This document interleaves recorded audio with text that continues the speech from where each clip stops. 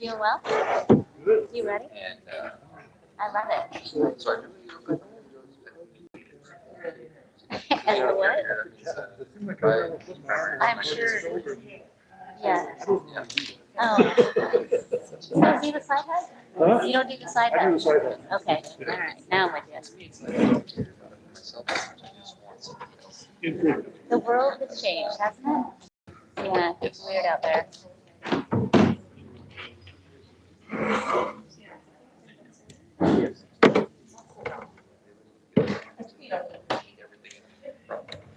Good afternoon again, everyone, and welcome to our Lincoln County Republican Party Candidate Forum.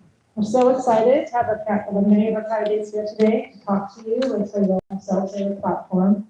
And we're so happy that you took the time to come today. You know, it's just a weekend, it's really a tough time, but thank you for coming out, and there'll be time for questions and answers. But we're going to get started right away with our first candidate, which is candidate Drazan, who is our first speaker today. So I'm going to go over a little bit of biography to give you her background, and then she's going to come up and join us to talk. Okay, Drazan has always believed in the promise of Oregon and the strength of its people. As a lifelong Oregonian, wife, mom, and public servant, she knew what makes the state special and has experienced turning things around. Her values were shaped by her upbringing in rural southern Oregon, Granite Falls, where she witnessed the decline of the timber industry and how perilous government decisions hurt families like her own. Saved by faith and purpose, Christine embraces strong work ethic, a commitment to service, and a love for Oregon. After graduating from George Fox University, she dedicated her career to ensuring families and communities aren't left behind by politicians trying to advance their own agendas. Before entering state politics, Christine served on her local school board's budget committee, where she worked to ensure students and families had a voice in how education dollars were spent. Christine entered public service to make a difference for everyday Oregonians who felt left behind by an out-of-touch political class.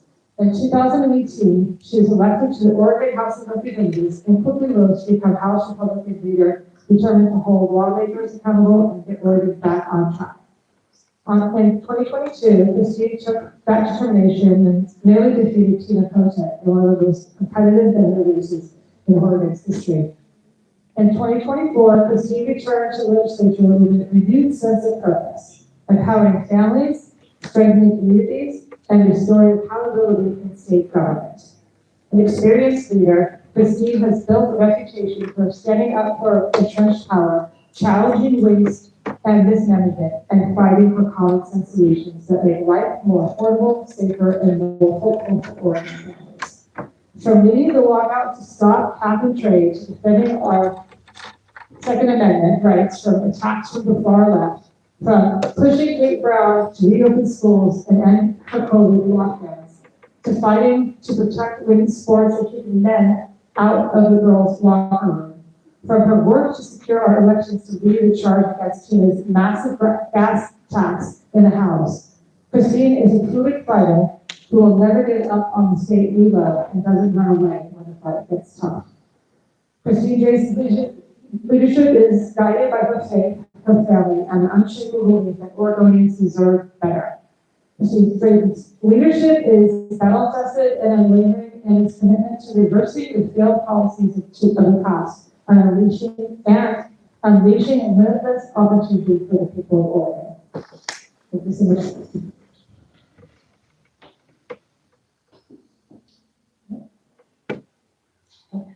We're going to actually take a step back, and realize I was super excited to hear the speaker start, and as we actually do the pledge of allegiance for our invitation. Thank you for the words. I have voice, I can use it. So let's start with invitation.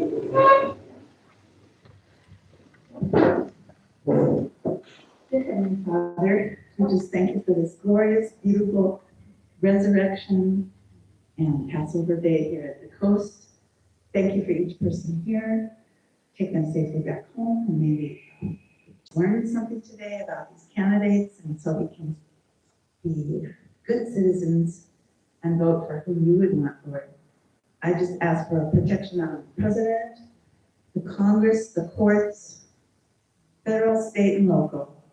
Give them wisdom, Father, to do what's right. And we just ask this in Jesus' name, amen. Now we'll do the pledge of allegiance.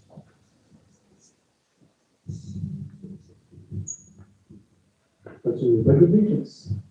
Pledge allegiance to the flag of the United States of America, and to the republic for which it stands, one nation, under God, indivisible, with liberty and justice for all. And now, we will listen to our first speaker. Thank you so much for coming. Yay! Thank you, Erica. And thank you to all of you, candidates, and everybody that's here today for taking some time on this Easter weekend to spend some time together, because this election matters. This election is absolutely our opportunity and our moment to turn our state around. There is no other chance like the one we have right now to stop the madness, to end the crazy, to restore morality, and to increase and raise our expectations of our leaders in every single category. I am incredibly grateful to be a lifelong Oregonian. I raised my kids here, my husband is in the back, and I drug him here from Washington, and we've been married for 28 years. This is my home. I love it here. And when you absolutely love something and you see something terrible happening to it, you want to fix it. You want to be a part of saving it. You want to be a part of turning it around. And that's how I feel about my service at the state level. I originally stepped foot into the state capitol all the way back in 1995. I know, it was a long time ago. But as Erica said, I was born and raised in Klamath Falls, graduated high school in a little place called Eagle Point, which is a small town outside Medford. My family was devastated by the losses in the timber industry. My dad worked in mills until the mill shut down. And then our family had years of unemployment. And when you have a mom that has multiple sclerosis and a dad without a job, your family is in a very tough spot. And that was the position our family found ourselves in when I was growing up. What that meant for me was a couple of things. It meant that I truly had the extraordinary opportunity to really develop a very deep personal faith, which sustains me and guides my own choices and my own service through life. And it also means that I understand the importance of family and community, that through those difficult times, what we depend on is each other. Government doesn't solve all these problems. We actually need each other. And finally, the value of hard work. Just, you do not give up, you keep persisting, you keep working hard, you absolutely continue to fight and move forward.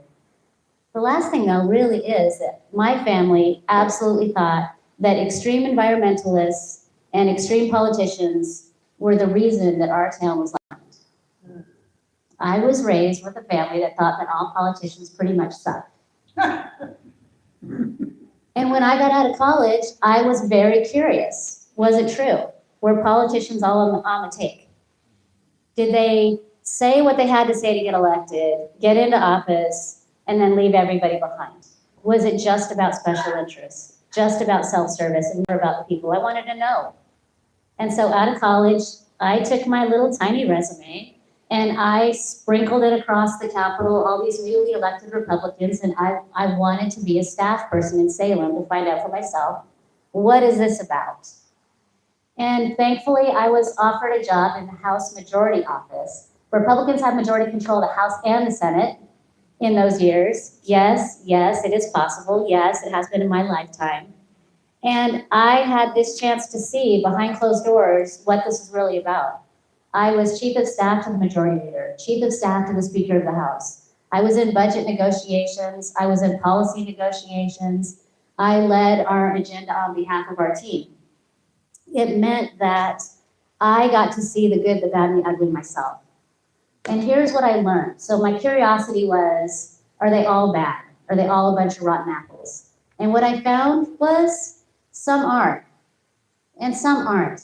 that whoever you are on the inside, when you raise your hand and you say, I want to serve a community, that doesn't change when you get a title. And so for the people right now that are disrespecting all of us, for the people right now, Tina Kotek, who couldn't care less how the gas tax affects you, couldn't care less what her climate agenda does to rural communities, couldn't care less whether or not communities dependent on tourism and fishing and everything else are left behind. That's who she is. That's who she was before she started. It's who she is with the title. And that is why we are experiencing what we are right now as a state. We are experiencing someone that is an absolute failed leader. She has the wrong priorities. She has the wrong agenda. She's got the wrong character. And we're all experiencing the effects of that today. When I was serving as staff in the legislature, I would also say the other thing that I really understood is that politics affects all of us, whether or not we realize it. It's the roads you drive on, it's the schools your kids go to school in, it's whether or not your police know that they're supported, or whether or not they are exposed to lawsuits and litigation and name calling. Is somebody going to back the blue and defend your constitutional rights? Or is somebody going to instead choose to give all that up, leave you less safe, leave you with fewer freedoms and higher taxes? Those are the choices that we make in these election years.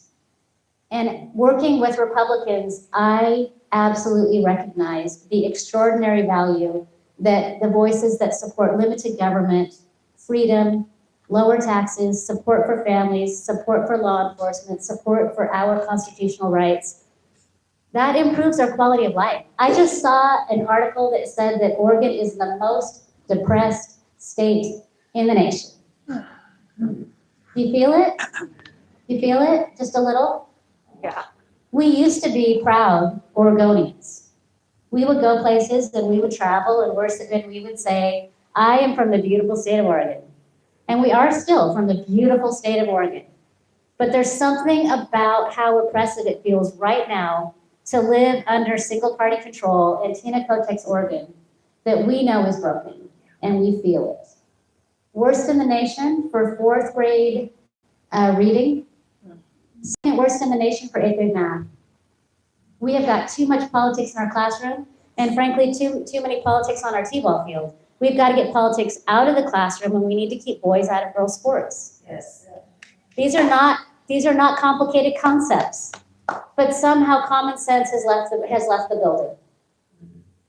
This election is our opportunity to lower taxes, lower costs, rein in our agencies. I will fire agency heads on day one. Yes. Let's do that.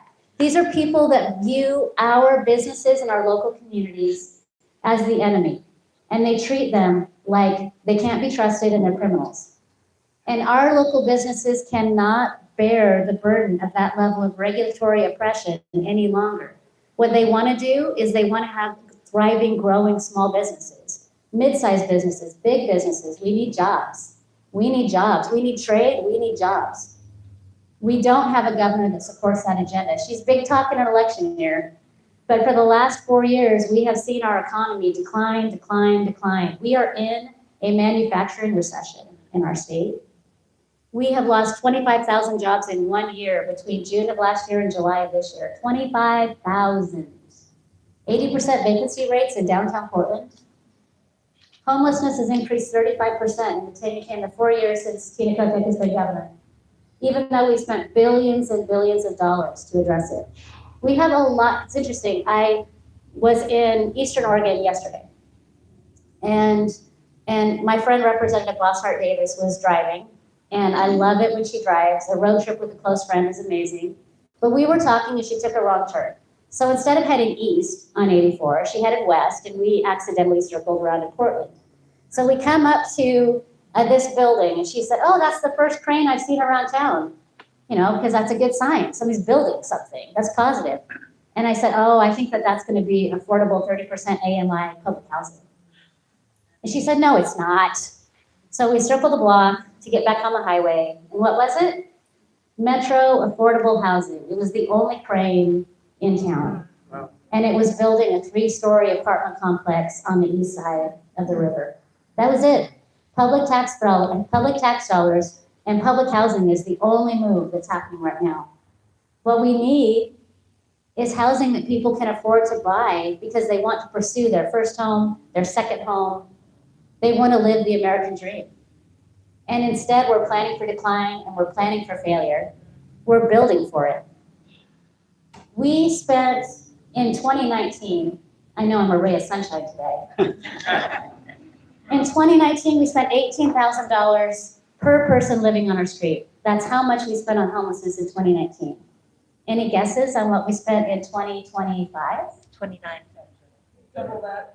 You think 29? You think double? 28, 29? What other number did I hear? 72. 72. Ooh, I love your ambition. We're actually second in the nation, only behind LA, at $95,000 Per person? per person. So tell me why in the world would homelessness increase 35%? Because you're going from spending $18,000 to $95,000. That is more than a basic income, friends. Yeah. That is a boondoggle. This is an approach that doesn't change unless we change. We will have an opportunity to change in this election cycle. I want to say one more thing about homelessness. The people that are living on our streets, we know that the vast majority of people living on our streets are struggling. They're struggling with addiction, mental health, obviously they're struggling with socioeconomic issues. But unless we look at the people living on our streets and we have any idea who's out there, we can't solve it. Right now, we do a once in a year point in time count. That's how you know that homelessness increased 35%. They count noses once a year. Might be twice a year, but I think it's once. What we don't do is treat it like any other social service with someone that's vulnerable and deep need. When you know their name, you know what their need is, and then you can begin to understand how to make things better so that they can get their hand on that first rung of the ladder and begin to climb out. We have got to look at the challenges on our street as if these are fellow human beings and not statistics. And too often the people that are facing extraordinary challenges because of addiction or mental health start to act in ways that don't look recognizable to you and me anymore. They're unpredictable, they don't always feel safe to be around, and they have become dehumanized. That's how you can just have a solution that's housing first, housing only, move, move, move. That isn't solving the problem. A housing first approach from the Obama era is not making things better for the state of Oregon. We need to recognize that we need a recovery-focused response to homelessness. People have to get help. For the 85+% of people who are on our streets who are actively using, they need to get into treatment. There needs to be accountability, there needs to be treatment. And for those who are on our streets that are not facing addiction issues, they need to get into housing as quickly as possible. And we have all kinds of spaces available now. And in particular across our state, like I said, we have been building low-income housing. Gangbusters, a lot of low-income housing has been built. There's a need for that. But now we need to get people that are capable of taking advantage of that into those homes, and those people who are not ready for a key to their front door, they need to get into treatment. And we need to make sure that they are not abandoned, slowly dying on our streets every single day. We can do both. We can be accountable, we can be compassionate, and we can end homelessness as we now know it. We do not have to live with this life as if homelessness is chronic and permanent in our state. Homelessness must be rare and temporary. We also have to fix our schools. I had legislation in this most recent session which focused on reading for third graders. I know, it seems so basic, but for years, our teachers have not been trained in what is now called the science of reading. You and I used to call it phonics. That language has changed, and now we call it the science of reading. We no longer require kids to show proficiency before they move on to the next grade. My legislation would have required that a student could read at the end of third grade, so that we, in fact, could begin to be assured that they're prepared to move on with the rest of their academic career, and that they can be safe, and that they can pursue their best and brightest future. We also have to get our classrooms back. I had legislation that gave teachers the authority to manage their own classrooms again. Today, teachers cannot remove disruptive students and have them actually be removed from the classroom. There's a whole bunch of newfangled language for why they're not doing it anymore, but what it does is it impacts the other kids in the class. So there's called class clears and everybody leaves but the kid that's struggling. That is harming the other students in the classroom. And finally, we've got to restore graduation requirements. Our diplomas have to mean something. I know I'm running out of time. I want to take questions. I'm thrilled to be here, but I just want to tell you guys this. I'm committed to making Oregon the best place in the nation. Again, for you to live, raise your families, start a business, grow a business, and for the next generation to get a world-class education. It is possible. We have got to make a change for that to happen. For us to have the future that we so deeply deserve in the state of Oregon, we've got to fire Tina Kotek. And I would welcome your support in getting that done. Thank you guys for being here. Questions, Sydney? Oh, sorry, I'm not in charge of. Thank you. Hello to all my friends here. I'm Rick Beasley. I'm with the Boiler Bay Beacon. And recently, the University of Oregon endowed chair from the Department of Journalism came into Lincoln County. And he has been on tour in what they call news deserts throughout Oregon. And what he's doing is he's proposing that taxpayers and legislators dip into the public treasury to pay for reporters because towns don't have them apparently anymore, is his theory. So I want to ask you, do you think the press should be supported by taxpayers or do you think it should be independent? Thank you for that question. Unexpectedly crazy question. If you do say. Here's the thing. What in the world do we think government is for? What do we think taxpayers are for? There is no universe where I would support using taxpayer dollars to fund private journalism. And oh, by the way, can we also just acknowledge that the new media is the real media? And that the future isn't the past? And that the legacy media is fading for a reason? And that the future for how we get information is constantly evolving, and we don't subsidize that with taxpayer dollars. We allow that to progress and change.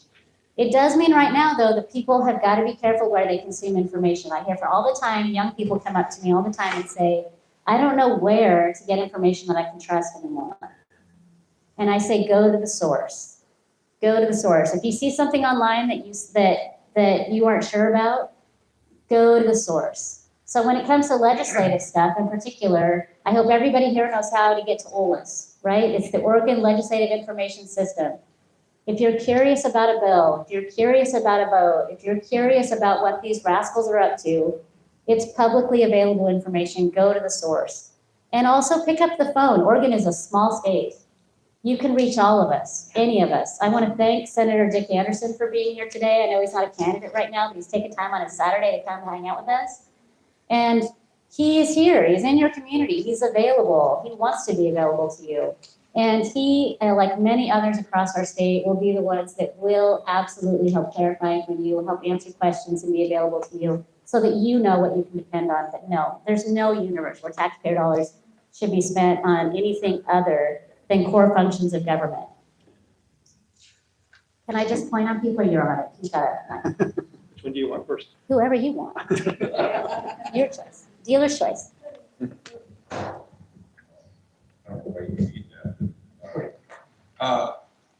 Christine, I'm very concerned about what we've seen in the last few years with these rogue prosecutors who won't prosecute crime. Yeah. What can we do about this? You know, our state is falling apart from a criminal prosecution standpoint. Yeah. It's appalling how murderers and rapists and criminals are just left on the street with no bail on them, and it's endangering our work.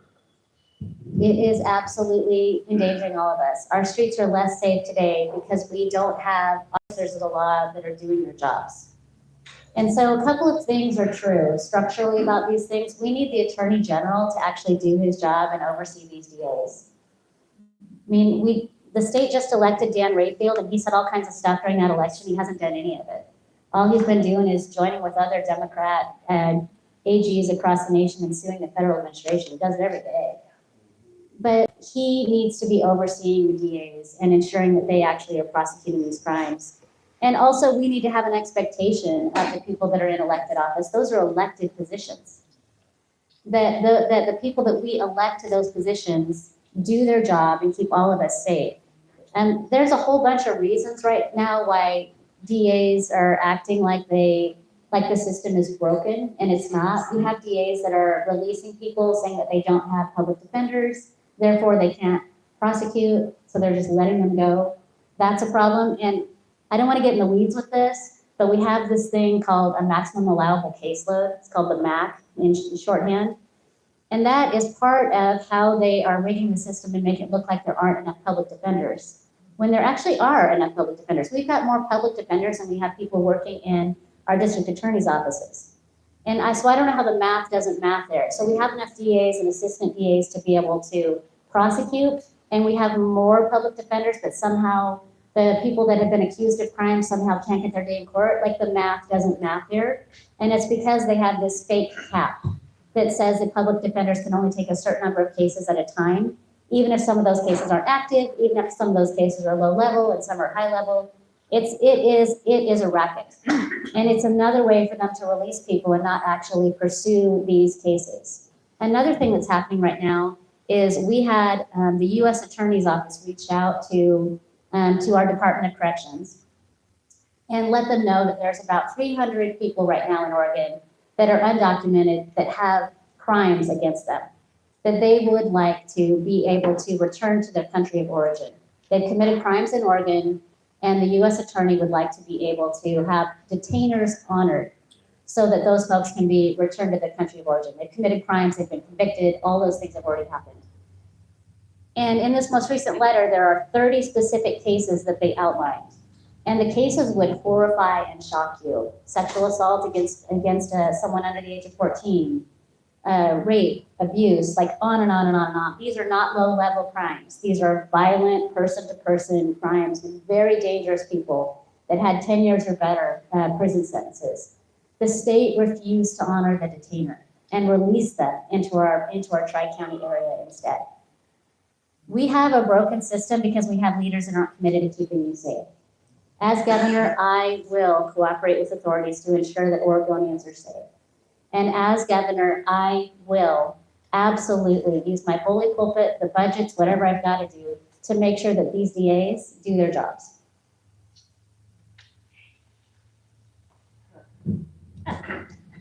Here. Good morning, welcome. What is your stand on one-day voting and vote by mail? Thank you. I had legislation to return to in-person voting. It's the gold standard. And my legislation also protected access to absentee voting. I absolutely believe that there are lots and lots of Oregonians that love to vote at home over the course of a lengthier period of time where they can evaluate their ballots.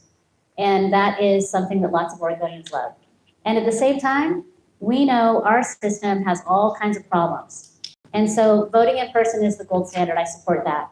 I oppose legislation that extended the period after the election where they can accept ballots. It is a terrible idea, stupid idea, dumb idea. And so accepting ballots up to the day of the election, if you happen to have vote by mail, is absolutely critical. And the reason I say that, in Oregon, I had legislation that would require the Secretary of State's office to produce a study. Now, normally I'm not a big fan of studies. Like, I think they're mostly a waste of time. But the Postal Service continues to have problems on balancing its budget, right? So over time, they have made significant changes to how the Postal Service runs. And for a state like ours that uses vote by mail to vote, it's a very big deal. And so now, instead of having your mail get stamped at your local post office, it might not. It might not have a date stamp until it makes it all the way to Portland. And now, instead of having 2-day pickup at your post office, it won't be, it'll be 1-day pickup. And on and on and on. They're making all of these changes for how they process our mail, how they sort our mail, how they receive our mail. And in the last election cycle, we had a couple things happen that really alarmed me. The first thing was, of course, on the Southern Coast, we had an entire community that never received ballots. I'm sure you guys saw that in the press. And the Postal Service would never give us a straight answer on what happened. We don't know. But what we do know is that there's a community down there that had to go to the county elections office and say, hey, I didn't get a ballot. Take the time to do that. We didn't have in-person voting, so it's not like they could just go someplace on a particular day and vote. And so I guarantee there were a whole bunch of people that didn't vote at all because they just didn't realize their ballot never showed up or didn't have the time to go pick up their ballot. Second thing that happened is we have a little community outside of Roseburg that had to issue a notice to their folks in their community saying, please don't drop your ballot off at the post office. So like picture like your post office on the other end of town when you're coming in. And just a small post office. They said, please don't bring your ballots here. And so the question becomes, why wouldn't you deliver your ballot to the post office? Someone had stolen the keys. And so they didn't want someone to deliver their ballots to the post office because they weren't confident that the post office was a secure location to receive ballots because someone had stolen the keys. Now, I know that these are strange, but in-person voting actually solves a lot of this. And so while I am really, really sensitive to the fact that a lot of Oregonians really do want to hold on to their opportunity to vote at home for a variety of personal reasons, in-person voting is always going to be the gold standard, and we cannot receive ballots past Election Day. The system is absolutely, absolutely a problem the way it's currently structured. Can I say one last thing? I know I'm out of time. Say a final note. In the 2022 election, we lost by 66,000 votes. 3.4%. It was a brutal, difficult, hard thing. I fought like hell. And I know a lot of people in this room were fighting with me. And I want to say thank you for that. But we also had in our own Republican Party about 120,000 Republicans that didn't believe in the system and never turned in their ballots at all. So we had about 180,000 people that voted for a third-party candidate, you know, Betsy or the Libertarian or the Constitution. And that's just a different choice, right? Like, and I'm going to go fight for those hearts and minds. I'm going to go get those votes. I'm going to fight for those hearts and minds. But it's the 120,000 Republicans in our own party that have concerns about vote by mail, voter integrity, or they don't trust anybody, or they believe all politicians suck, you know, and won't ever listen to them, won't respect them. Those people, it's the disenfranchised forgotten that I want all of us to commit. We can't ever allow that to happen again. We have got to get our own party to vote. We've got to get people to care. If we're going to turn this state around, we need every single one of us to be a part of doing that. Thank you guys for having me today.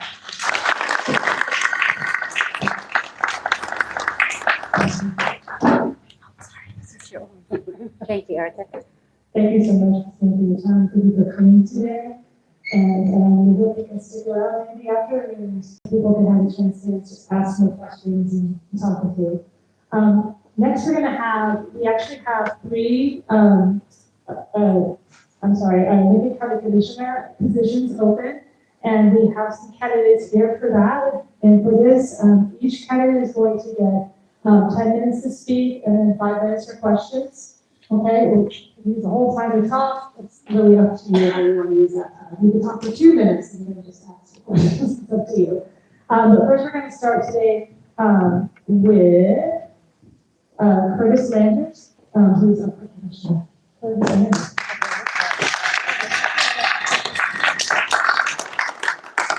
Thank you very much, and thank you for being here today. It's good to see everyone. I am Curtis Landers. I am running for Lincoln County Commissioner. For you that don't know me, I served 37 years in the Lincoln County Sheriff's Office, 8.5 years as your elected sheriff. I was elected 2 times. Ran unopposed both of those times, so I'm very grateful for that. And now I'm running. I have an opponent. I am in position 3, and I want to make sure that's clear because you're going to hear from a couple other candidates. I'm not running against any of these candidates here, so just so you know. My opponent is not here. And unlike the other races, number 3 will likely be decided in May because there are only 2 candidates. So it's a very important election. So I know it's the primary, not the general election. You heard from a governor candidate. It's very important to get out and vote. So I don't believe I have to tell you that, but it's really important for the commissioner position also. So a lot of the things that Senator Drazan said, very similar, except on a local level, and I'm sure you've heard, the county is a mess. There's a lot of dysfunction. I retired just a little over a year ago. Right before I retired, a couple of years left in my sheriff term, I saw a decline in county government. I saw it just was not, there was no communication, no collaboration. Department heads and elected officials weren't allowed to address the Board of Commissioners. Finally came to a head on September 18, 2024. If you haven't watched that video of the Lincoln County Board of Commissioners, I encourage you to do so. Commissioner Casey Miller, who's also up for election, made a statement.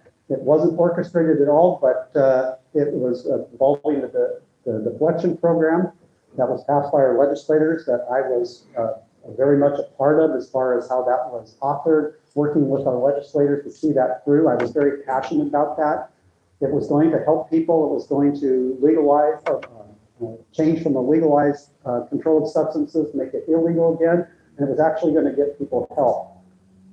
What I ran into is the fact that Board of Commissioners didn't want to hear from me about that program. They didn't want to hear about it from the district attorney. You heard about district attorneys. I'll tell you, in our county, the problem with this is that she doesn't have the resources to do her job because of the Board of Commissioners. That is the problem there. I know she wants to hold people accountable. I know she wants to get people help that want help and that can benefit from help. She is very much in line with that. But she's not getting cooperation from the Board of Commissioners. And that's very sad. No, and it's not just the district attorney's office, it's everyone is not getting cooperation there. They're not allowing the public to speak. They're not anything. And I don't want to be all negative about that. I'll tell you what I want to do also. So I, again, come from a nonpartisan background as your sheriff for 8 years. This is a nonpartisan position. I want to serve everyone in Lincoln County. I don't want to serve just one party, one side, or a group of individuals like my opponent is doing. They have said about coming out blue. They have said, and it doesn't matter what party it is, but this is a party they've chosen to go behind. And that's just not right as a nonpartisan position. You have to serve everyone. When I was sheriff in a nonpartisan position, I was accused of being too far left sometimes and too far right sometimes and right in the middle sometimes. At first I was like, you just can't make everybody happy. But in the end, I was like, hey, I think I was doing okay because I was doing the right thing at the time with the information I had to serve the citizens and make a decision moving forward. I know you can't make everyone happy, but hopefully I was able to, which I would do as county commissioner, hopefully I was able to take those issues and explain how I came to my decision, why I thought it was the best way to do it.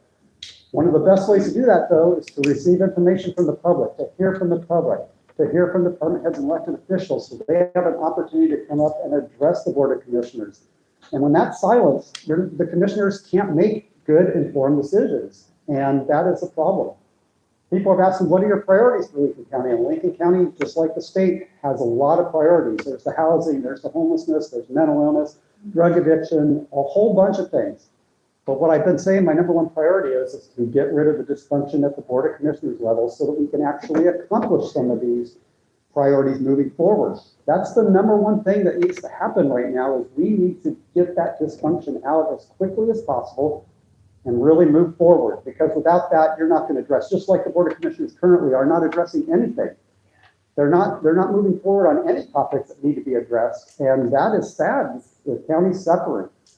I want to change that. I want to come back. I was talking to somebody earlier and, I knew that was the number one thing. I took time off, but I kept my options open as far as what I wanted to do as far as coming back and running for county commissioner.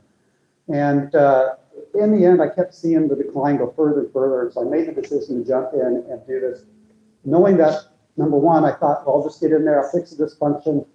That's what really needs to happen. More and more I'm looking at this job, I'm excited about the opportunities to actually see the other things happen, the priorities, the housing, the homelessness, work with our legislators on laws, bring funding in, economic stability, safe drinking water. But Newport has a mess with their dam. Really start working on those things. But again, the number one priority is really addressing the dysfunction and moving forward. So out for my speech, and I think we're going to open it up for questions. So I'll take some questions now.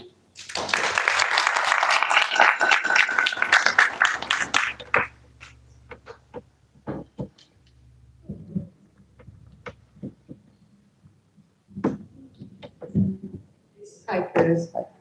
In Lincoln City, inside the city limits, we have an issue going on right now with the building being built at the north end of our town. It's a 28-bed critical mental health facility with open doors and no crisis manager. This was brought on by a previous commissioner who's no longer on this living plane. What are you, all of you, this goes to all of you. This question is to all of you. What are you going to do to help the citizens of this city with the crisis that a previous commissioner has foisted on us? Yeah, Curtis. Good question. And, they're probably a lot of going first on this one now. So, there's a lot of housing, there's a lot of these type of programs that happen from previous commissioners that need to be addressed. I'm not against what maybe the mission of some of these opportunities are, but it's not necessarily what you're doing, but sometimes it's how you're doing it. And you need to look at what the impacts are going to be to the community. And if the impacts to the community are not favorable, then you need to address those things so you can accomplish what really needs to be accomplished. I talked about this with the ICE facility, which may be a question that comes up. Are you in favor of an ICE facility in Lincoln County? I am not. One of the reasons why is because there's a couple reasons why, but we don't really know what the impacts would be to Lincoln County. Anywhere from sewer septic issues at the location they were choosing, all the way up to public safety issues. What is really going, what type of facility? And I wish the federal government would be a little more transparent with local leaders in the community on what those impacts were so that we could look at those things and make a decision that was in favor of it. Because otherwise you just fill the information with bad information. So it needs a better look at it. It needs to be obviously adjusted based on concerns from community members on how that's going to be. So if it's going to impact public safety, it needs to be addressed. And as a commission, we need to take a look at it along with a lot of other things.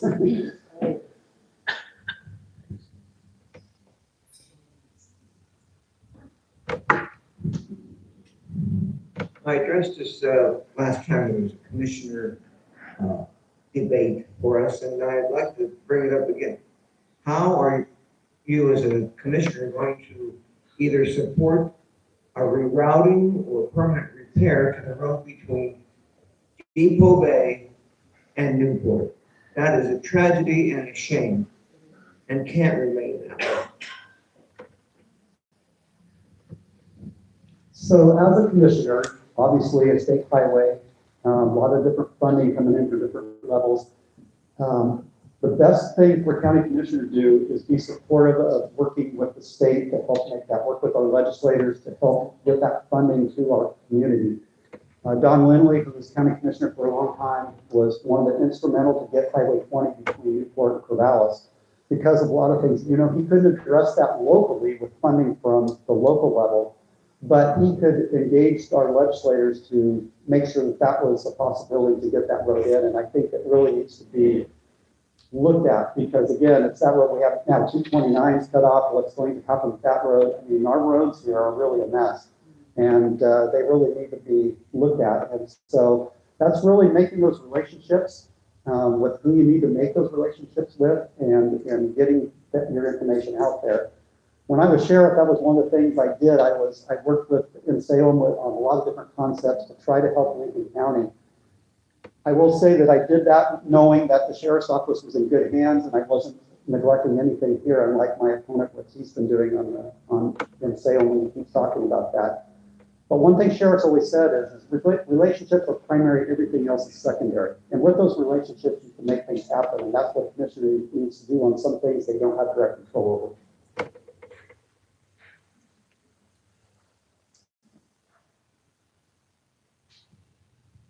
Four more minutes. I'm in the hot seat.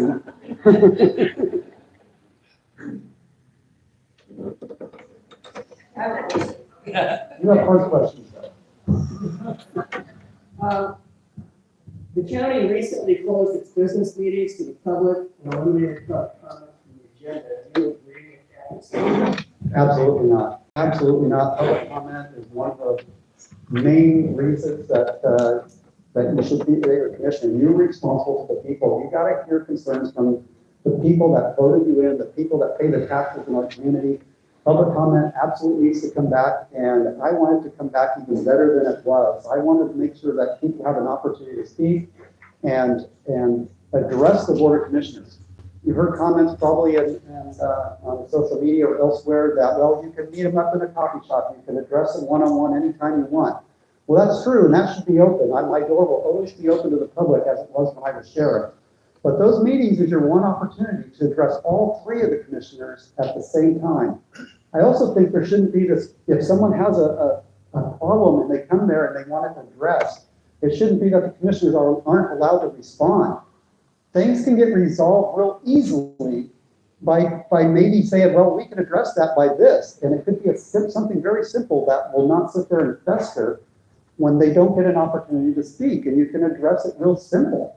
I think that it's just absolutely needed because, again, like I said earlier, as commissioner, if I was elected commissioner, I wouldn't be able to do my job if I don't have all the comments and what's going to happen. I need to have all the information to make the best decision I can moving forward. And that means the public, department heads, elected officials, anyone that wants to provide that needs to come and talk to the Board of Commissioners. Absolutely. I got 2 minutes. That's question. At times it seems to citizens like me that the inmates are running the council. So what kind of, and you guys can all answer this, what kind of changes are you going to make with regard to the employees that are running the council rather than the councilman? Yeah, that's a very good question. The one difference, and I talked to a fellow commissioner that was sheriff before me, before I made my decision to run. I said, what am I getting myself into? And one of the things he told me is, well, the first 6 months you're going to pull your hair out because the problem is you were sheriff for a while, just like he was, and these decisions can be really easily. You can come in and basically do in a week what is going to take months in building trust and relationships with the fellow commissioners. Because as sheriff, you were the final decision in those things. As commissioner, you need to have support of at least one other person moving forward. And that's why all 3 races are just as important as one of getting someone in there. I won't be able to make some of the decisions that I think need to be made if I'm all by myself sitting in there against 2 other people that don't support or won't even listen to what I have to say. I can build that trust if the right people are in there and are allowed to speak and collaborate. I can build that. I have the tools to do that. So once that is established, then you can start making those decisions on who needs to go and who should stay. And I know that just in my history working 37 years and my last 8 years as sheriff, I have a lot of background and knowledge of what's going on in that county government. I already have a lot of thought in there. I'm not going to name any names right now, but I do have a lot of thoughts and opinions. And again, it's going to take working with at least one other commissioner to make those happen.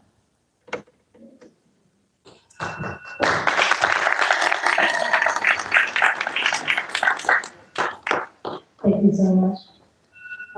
Just a couple of things I did mention before. The man sitting in the back there was turning this one off. You see now he's not a scary person. He's my husband. And I asked him to be our timekeeper for today, and that's why he's back there holding up fingers. And I said, wow, look at the nice place where the speakers that's what he was doing. So I'm playing speakers now. We're half down and now we're. Well, I caught on. He didn't hold up just one finger, so I felt pretty good about it. Good job. So we're going to move on to our next speaker, which is Carter McIntee.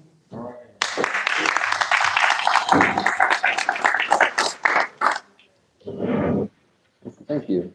Good afternoon, everyone. My name is Carter McIntee. I think you can hear me without this, but no? Okay, better like this. All right. Well, 4 years ago, I stood in front of most of you. There's a lot of new faces, and I was running for position 1, just like I am now. And it was an open seat against nobody. Against 4, there's 5 of us running for the open seat. And so after the primaries, it was me and Casey Miller, and Casey, we both went to the generals, and he won 60%, I got 40%. So it's a wide margin, but this time it's a lot different race. And there's an incumbent that has disenfranchised a lot of people. I don't think Casey's a bad person at all.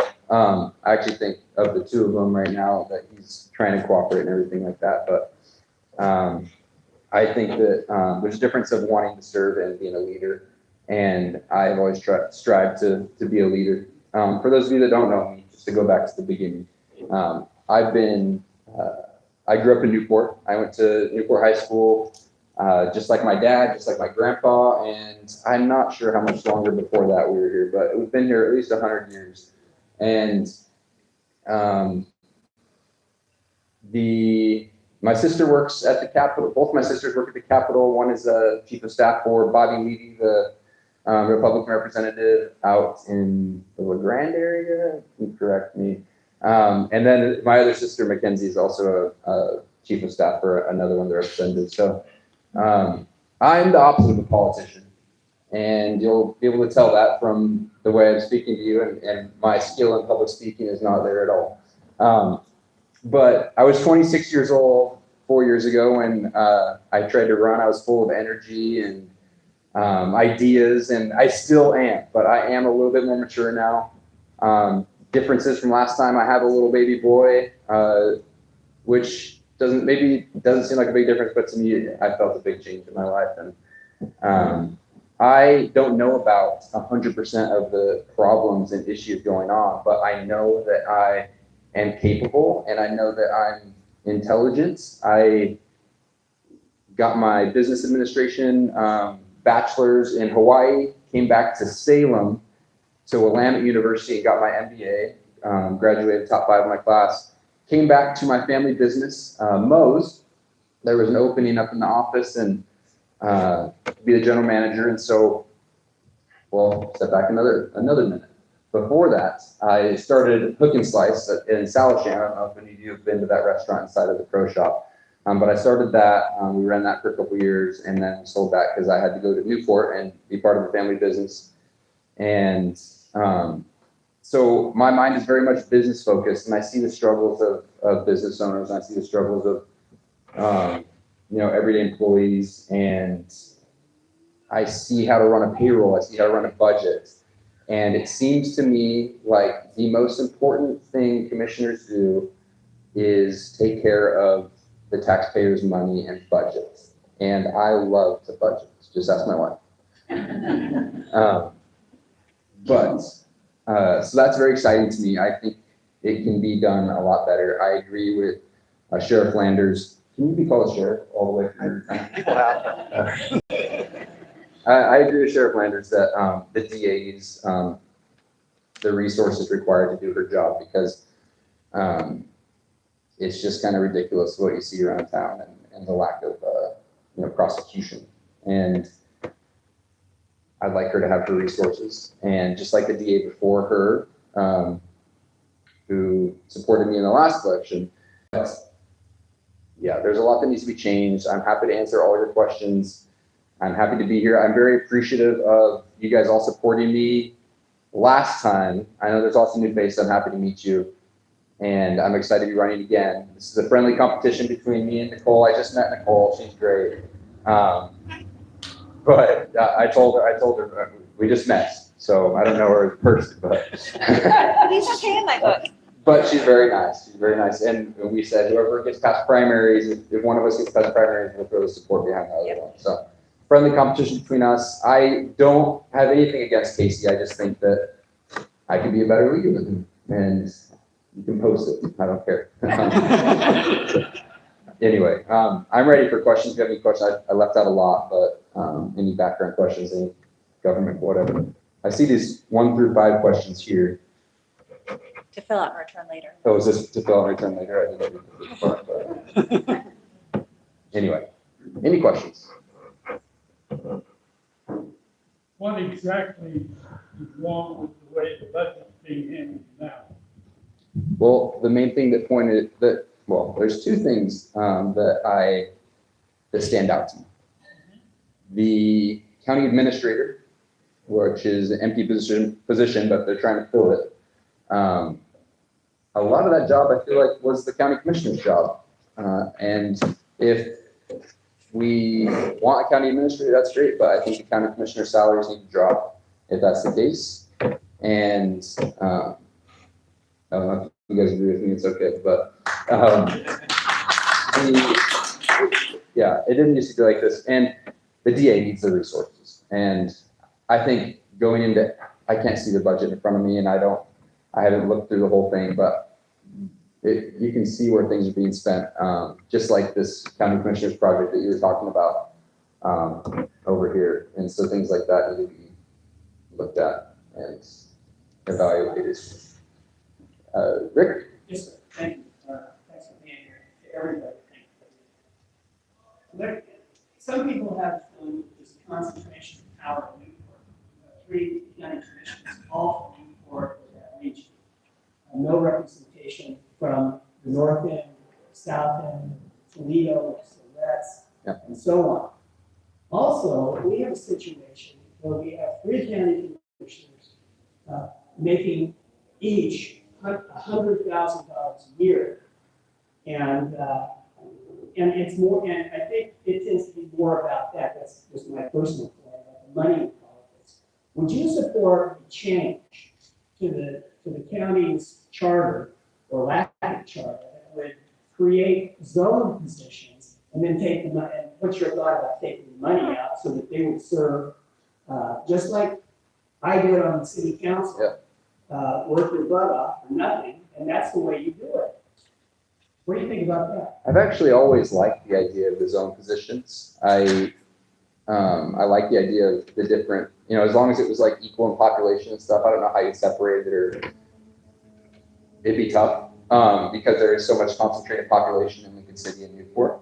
But I am open to looking at that. And I think the reason that so many county commissioners always come out of Newport is because you're seeing the current county commissioners in office in your city, and you're seeing them around town. You're just like, you're seeing it more up close. I know that everybody in Lincoln City, Walport, Siletz, Toledo, everywhere else, you can go to the meetings, you can zoom in and feel like you're a part of it. But, being in Newport, you see more of the maybe, I don't know if corruption is the right word, but more of the up close and personal how government's running, because so many people that are working at the county that live in Newport and stuff like that. About the money, I've always thought that they make too much money. I think it's hard still to live on $100,000 a year, like especially like Newport, and you have a big family and stuff like that, to raise a full family like the way you want. But I still think that county commissioner is a service position, and my family, I care so much about this community. My family's been here like over 100 years, like I said. It should be more of a service position. So it shouldn't be for the money. It should be maybe, a retirement job or something where you don't need that full income to survive. Like, if that makes sense, $300,000 plus, that's not even plus benefits. That's, probably $400,000 with benefits. But I'm, definitely open to that. I support that. I'm not giving any political answers. I usually just say how I'm feeling. So, yes. I haven't lived in Newport forever. I moved here 8-9 years ago now. I love it here. I love living on the coast. One of the things that I've come to notice, however, is there is a, I wouldn't call it nepotism, but there seems to be like a club that I don't belong to. And a lot of people, especially Republicans, don't belong to. And so, and that affects a lot, and it affects my job, how I feel at my job, and everything. So, and I understand that there's always this push and pull for tradition and history, and there's also the other pull to move forward and to be, inventive and grow and move to the future. So one of the things I've noticed is that we aren't able to bring in new businesses because of the old businesses. There's a lot of back no, don't bring anybody new in. So how can we deal with that pull and that special group that seems to decide everything? Yeah, I don't know if I'm a part of that group or not. I don't think so. No, yeah. I would ask you if you were. Yeah, no, I think there's a way to stay rooted in tradition and move forward into the future. Mo is my family's business. Mo is my great-great-grandma, and none of my siblings or cousin wanted to, be there. I asked them, I'm like, you guys gonna continue on? I'll come back if you're not. So I'm there, but lots of tradition. We thrive on tradition here in Newport and Lincoln County as a whole. It is sad though, going back to the first thing, how Newport and Lincoln County residents don't really commingle enough. It seems like we're so separated in all other towns. But anyway, back to that. Yeah, I don't know about the club or how to get to feel accepted, but I know that it is important to have new businesses like the Rogue building that just emptied. It's very sad that Rogue went out of business, but we had the unique opportunity to vet new businesses to move into that building on the bayfront. And we found a business out of Eugene, Plane 52, who's moving in there. And it's been really fun to try to give them advice and on how to be successful in Lincoln County.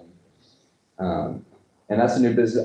I want new businesses, I want old businesses, I want small businesses, medium businesses, big businesses. The more jobs, the better. And a big thing that I ran on last time was bringing young people back to the county. Because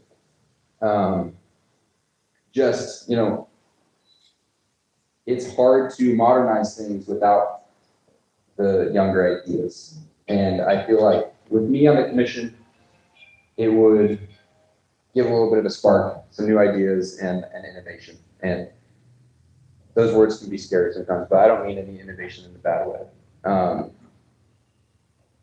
I don't know if that answers. I think that was completely off your question.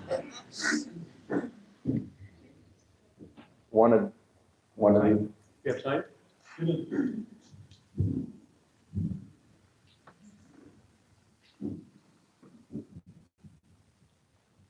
I have a small business here in the city, and one of the big problems that all of the small businesses have is employees. Yeah.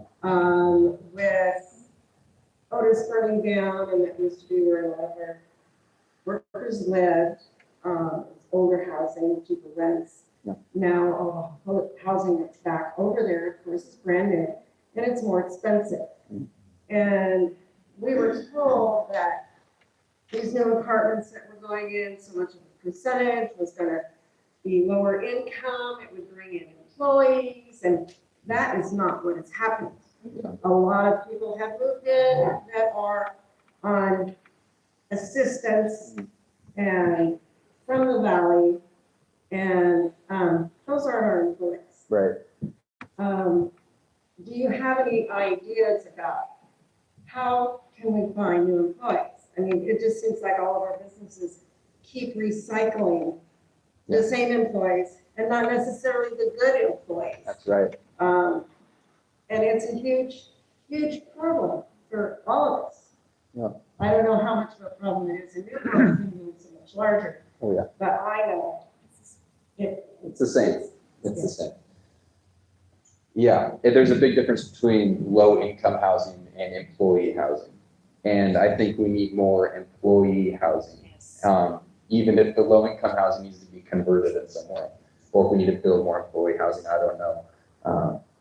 There's people, that I'm sure could counsel me on how to get that moving forward when we get in there. But it is a problem for me. I've called so many people that I know over the years just to see if they rent out a room to an employee I want to bring in for the summer, because it's so seasonal here that I'm always having to hire a bunch of summer workers. And so I'm always calling around like, hey, could you house this person? And they pay you rent, and kind of like running like an Airbnb. It's not an Airbnb, but would you rent out one of your rooms to this person? They're really nice, blah, blah. I interviewed them, they're great, but it's so hard to find housing in Newport and Lincoln City. And yeah, I see that every day. So I think employee housing is a better answer than low-income housing, just like you said. Am I out, Jason? All right. Well, thank you guys. I appreciate it.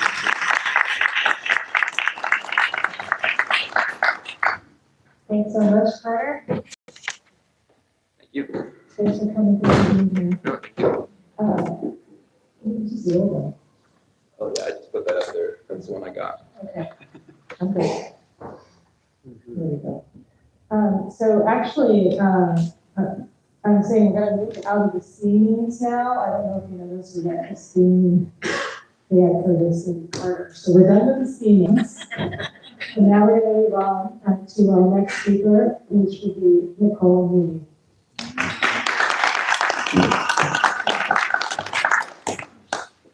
Hello. All right, so I'm going to tell you a little bit about myself, and I'm going to tell you a couple of stories. I don't think a lot of you probably know who I am. I owned Depot Bay Cab until recently, just shut her down. But I have a bachelor's degree in social work. I have a master's degree in business. And I like to say that I've been working since utero, because this woman right here has had me working since the day I was born. And so I look around at what's happening right now, and I'm confused. I'm confused about the able-bodied adults who are not going to work every day and contributing to society. We need that again. Personal responsibility is one of my platforms. So my platform, thriving economy, safe families, personal responsibility, and unity. So one of the stories I want to tell you is about when I was working in social work. So I interned with incarcerated boys and girls. I worked at a prison for young men, teenagers, and I worked at juvie. I did self-esteem group therapy, and I did anger management with these incarcerated kids, teenagers. One of the very first class we ever did was write 5 things that you like about yourself with the girls in juvie. There were 2 girls who could not write one single thing on that piece of paper. That was in the 90s. That was when we were still telling children, you can do whatever you want. You can be whatever you want. It's when we were still giving math and reading and history and gym and telling children self-esteem was important. That was then. Now I take a look at what's happening. I look at our young adults. I think, I'm so heartbroken by what we have turned out.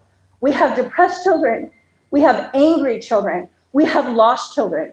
We have adults who cannot function, and we have perpetuated it. We created it. We dumbed down education.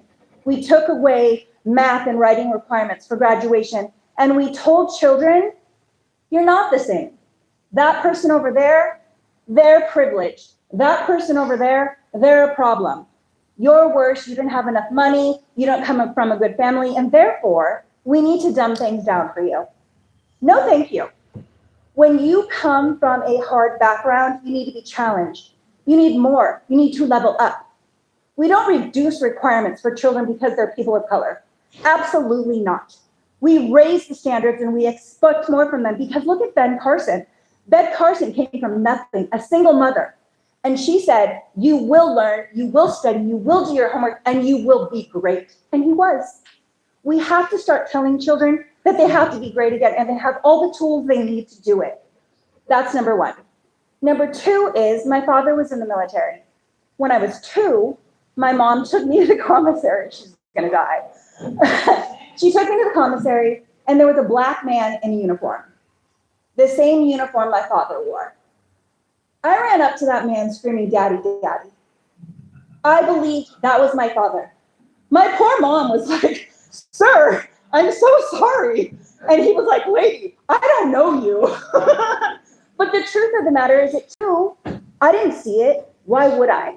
Nobody had got their hot little hands on me to tell me that person's good, that person's bad, you're privileged. No, you are what you do. You are not what color you were born into. You are not what family you were born into. Those things are your starting point, but we need to start telling children that they can do whatever they want. We need to start building bridges, and we need to stop dividing. We have leaders and we have educators who have divided our children, and we've also dumbed down the requirements for those children. So no wonder they're lost. No wonder they're confused. No wonder they are depressed. And it breaks my heart. Our community needs to do better by our children and our families. Once we do better by that, the rest of us will be better. But none of that matters if we don't have a thriving economy. None of it matters if we don't have safe families. And none of it matters if we don't bring personal responsibility back to our communities and unity. We need to be one. I don't care what color you are. I don't care what religion you are. I don't care if you voted for Joe Biden. I don't care. You're an American, you're an Oregonian, you need a job, you need a safe place for your family. And that is something that everyone can understand and relate to. I'm here, I'm running for Lincoln County Commissioner because I'm very concerned with what I'm seeing. There are too many tents. There are too many people on drugs. There are too many people who are able-bodied and choosing not to work, and we gave them that out. We've created a society where we no longer hold able-bodied adults accountable, and we make excuses as to why they can't do X, Y, and Z. I come from a family where there are no excuses. You work, you get a job, and if one job doesn't do it, you have two jobs. If two jobs doesn't do it, you have three jobs. And you do it until you make it, and you grind until you grow. And that's what I want to see from people. I want to see my neighbors thriving. I want to see them doing well, and I don't see it. I'm fine. My mom is fine. The people I love, they're fine. My neighbors, they're not fine. It bothers me that the commission is happy to sit there for months on end and argue and do nothing. We have this interview process that should have taken place a long time ago. We're 3 months out from Claire Hall's passing. And I saw Casey Miller 2 months ago-ish say, hey, let's get our candidates down, let's get them interviewed, let's go. Walter Chuck was like, I'm not in the mood today. I don't really feel like it. So they didn't choose anyone. And in fact, I take that back. They chose 2 each, and then they took another month to set up interviews. And then when the interviews were supposed to happen on March 18th and 19th, do you think they took place? Absolutely not. So now we're looking at April. And how many of you think that they're actually going to interview and put someone in that spot before the election? Yeah, me either. I have absolutely no faith. I have sat there and watched Walter Chuck tell Casey Miller, you can't add things to the agenda. You can't talk about policy and procedure. This man who did not get one single solitary vote from the people is telling a man who got 13,000 plus votes, you can't add agenda items. You can't clarify policies and procedures. And if you want to talk about public comment, that's too bad. It's not too bad. Casey Miller gets to represent the people who voted for him, and silencing him has been silencing the 13,000 people that voted for him. It's absolutely unacceptable. From the DA's office to a county commissioner to the taxpayers, we have been silenced by people who make $100,000 a year. Please, I don't think so. So I'm here because I'm loud and I'm not afraid to push back on what I'm seeing, which is absolute nonsense. Absolute nonsense. I'm sick of it. I think you guys are probably tired of paying taxes for broken roads and schools that are graduating people who cannot read and who can't even look you in the eye. I need 19-year-olds who can look you in the eye and say, hey, how you doing today? Self-esteem, confidence, the ability to think, to critically think, to make your way through life and go be a productive member of society. We're not creating that anymore. We're doing the opposite. No more excuses. It's done. It needs to be done. So vote for me, position 1. Ha! Questions? But I really like Carter. Just so you know. Questions? No questions for me? We're afraid. Don't be scared. Hi, Carter. Who's scared of me? So, my question, I am a lifelong Oregonian, except for when we were traveling the world because he was wearing a uniform. Thank you for So your other than service. that, been here my whole life, and I've seen the sad reality of timber industry disappearing, fishing industry disappearing, other businesses leaving. And I've heard a lot of people saying that we need more jobs, that we need more businesses. What I don't hear is anybody with a plan to bring in new industries. Yeah, yeah. And I realize, Nicole, all of your speeches have been fabulous. This question is not directed just at you, Yeah. but for everybody. Does anybody have a plan for a new industry in Lincoln County? I don't have a plan for new industry. but I have a plan for a thriving economy, and it does not include anti-business taxes and regulations. They have just taxed and regulated us to death. Intel's left, Nike's left, Dutch Brothers left, Rogue is shutting down. What happens when those millions of dollars of taxpayer money don't come into Oregon? What happens when they walk away from billions of dollars of federal funds? They come back to us. That's what's happening at ODOT, where they're making, the CEO makes like $263,000 a year, and they want to raise our taxes, but our roads suck. How about you don't suck at your job, and we'll pay you whatever you want? But what we have now is a bunch of people who don't do their job, and then they vote themselves pay increases all the time. So I'd say anti-business policies need to go. We need to actively court businesses to come here. We need more than fishing and hunting. We need more than restaurants and tourism. We need more than that if we really want to thrive. So we can court businesses, but to do that, we need the proper housing. Right now, Samaritan just created 6 apartment complexes for interns. They'll be here for 2 years. But what happens when they graduate? Where are they going to live? There are so many problems that are connected. One hits the other and the other. But a thriving economy is my very first priority, because under the thriving economy comes absolutely everything else. You don't have social services if you don't have a thriving economy. You don't have good roads, you don't have good schools, you have nothing without jobs. And the problem is they treat job creators like the enemy. They're not the enemy. They're the engine of our community. Without jobs, we have absolutely nothing. There's no tax base without people who go to work. So we need to court businesses, but we also need to encourage, like when we're graduating high schoolers, we need to give them the confidence they need to go out to the world and just take it and just shake it and go out there and create.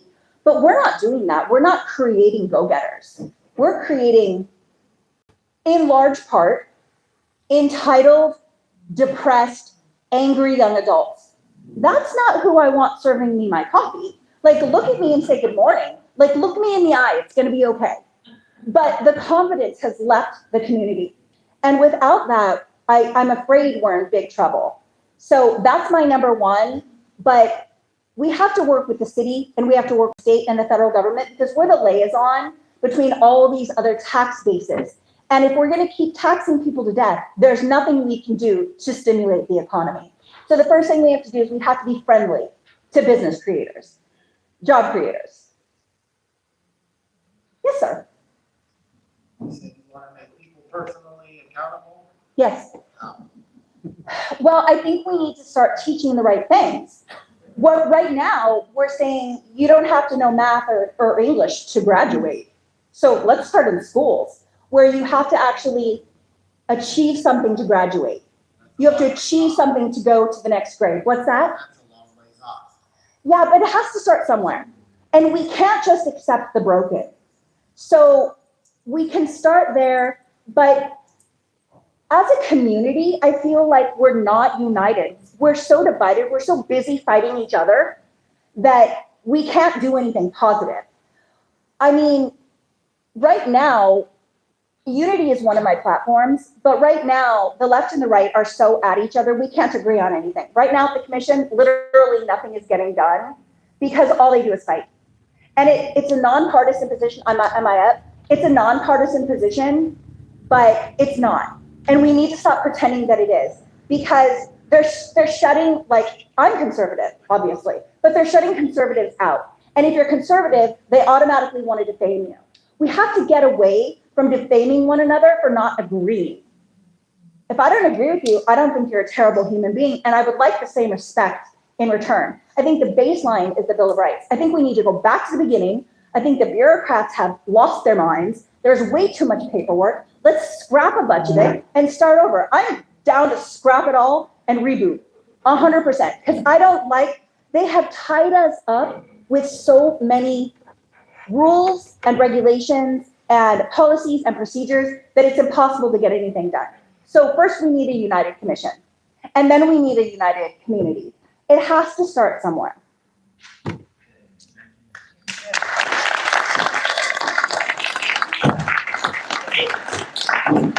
Thank you so much. Thank you, Nicole. And you and I need to talk, so we'll look at the high school. Yes, and our last speaker for, House Commissioner, we do have another speaker for Governor in the back that's going to talk after Mr. Steele. Joe is now going to talk with us.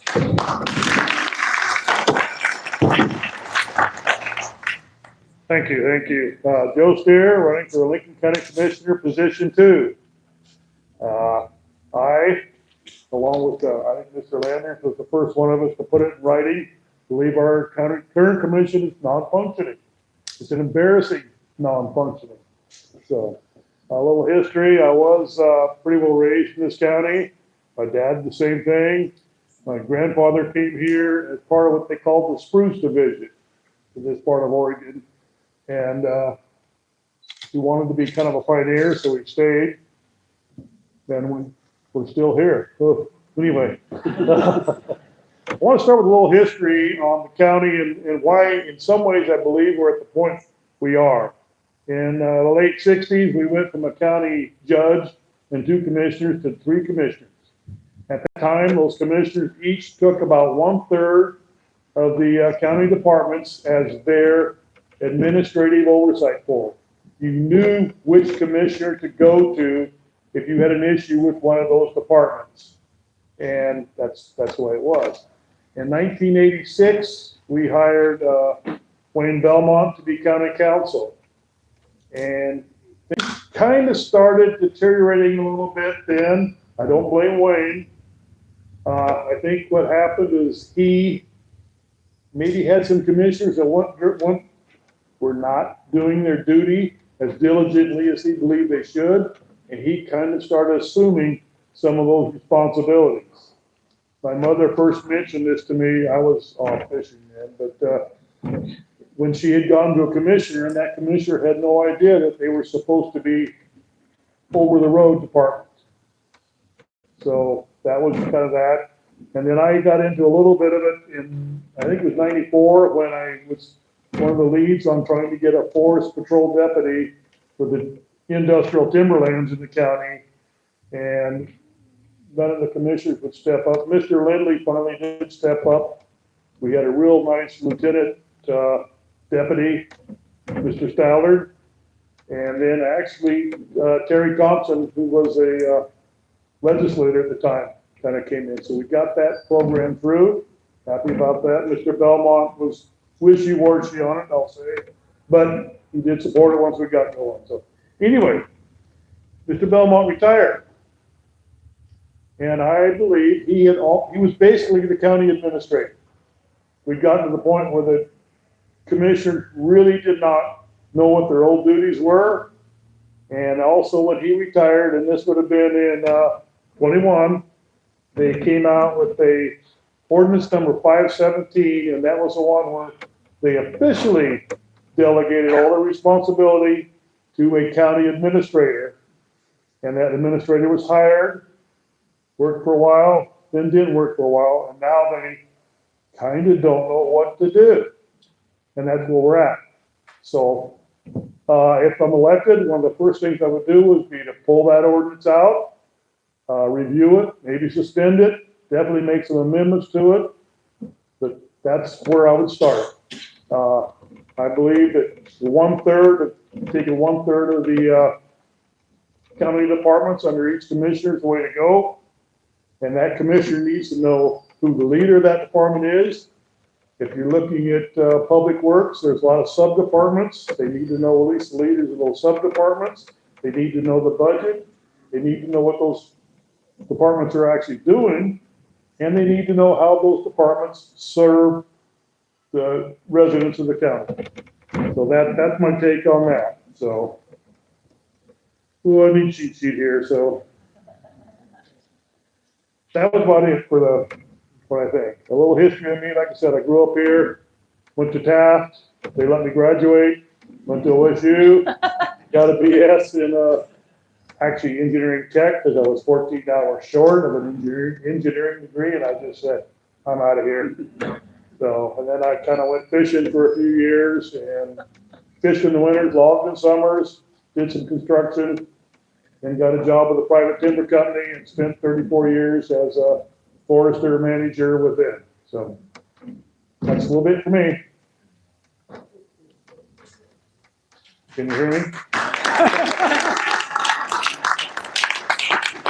I do have a slogan for Mr. Landers. Chuck partisanship, vote leadership, Curtis Landers.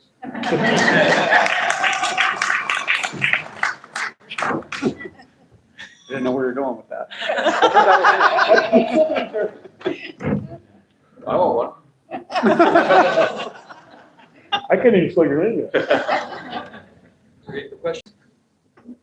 I don't see any. Oh, dang. Yeah, what's your stance on short-term rentals?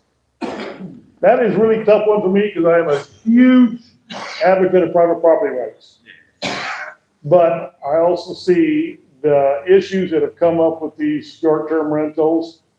I mean, it's, in some ways, if the county and the cities had enforced their rules, we wouldn't have that problem, but they didn't. And now it's big business. And I'm not going to step on big business, but the way the county is, because I'd just be involved with the county, is there is restrictions on it now, and they also have a plan for slowly reducing the number even more. So, like I say, if you owned a real nice spot or a nice house and you want a short-term rental for better income, I hate to tell you no, but I think from now on, the rules are there. If the county actually enforces the rules that are there, we'll just stick with that for now. Unless we really have some more issues come up. So that's where I'm at with that.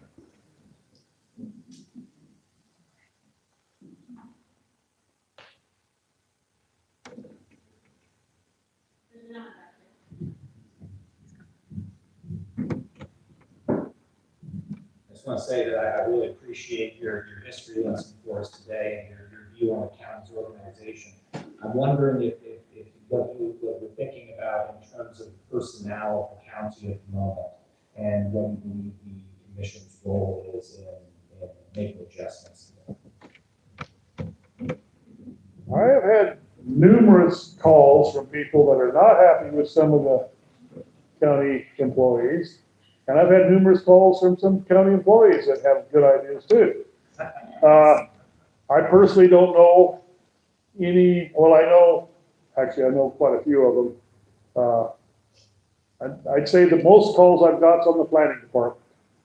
And in some ways, when you're waiting 2 and 3 years for a permit to build, I mean, you go, what do? You go down to the bank, you get a construction loan, 9 months later, the bank's going, what's going on? What's going on? And you're sitting there going, well, I'm waiting for Lincoln County Planning to cover this or cover this. That's not working. I mean, we talk about housing and that type of thing. That's not working. One of the calls I got was from a guy that's built quite a few apartments in this town. And he said, I'm just about ready to leave the country. This area is so hard to work in that they're spending more time waiting for permits than they are building. So that's just one of the departments that maybe needs a solid look at. So.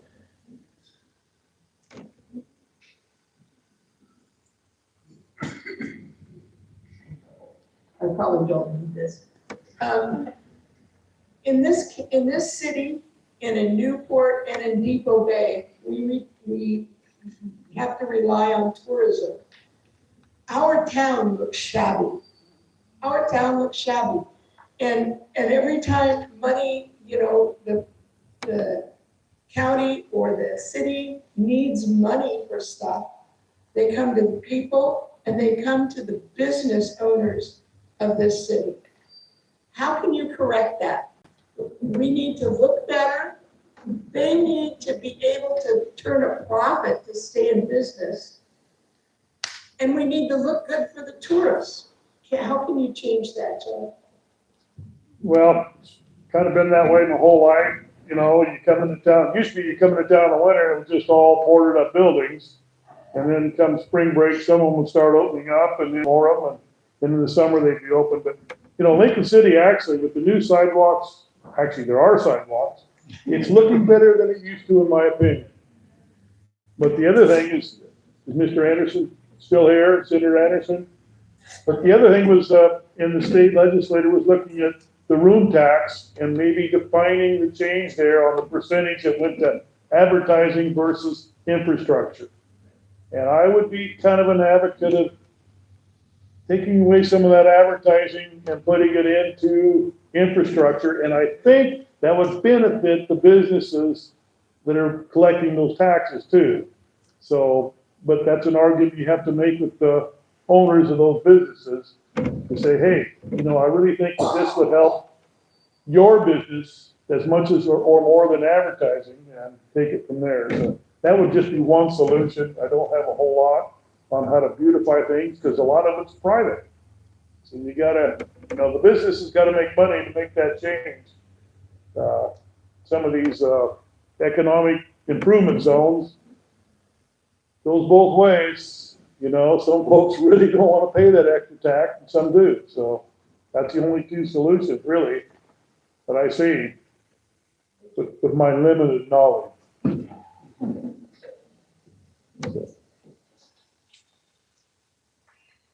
Thank you.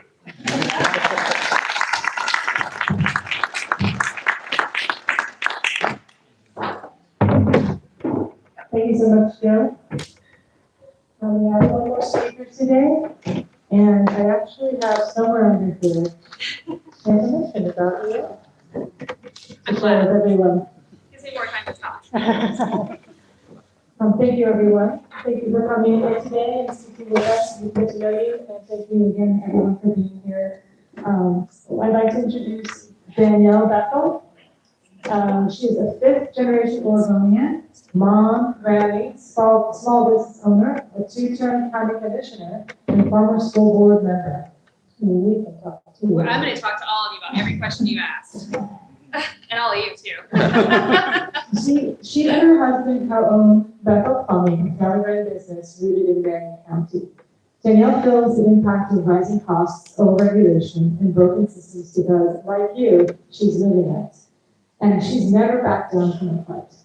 As a county commissioner, Danielle led efforts to recover from the 2020 wildfires, launched new recovery housing for parents and couples fighting addiction, and worked across the aisle to push back on statewide policies that put communities at risk. Before her time in office, she ran the Kaiser Chamber of Commerce, where she advocated for small businesses and built partnerships that delivered real results for working families. Danielle's leadership is rooted in living experience.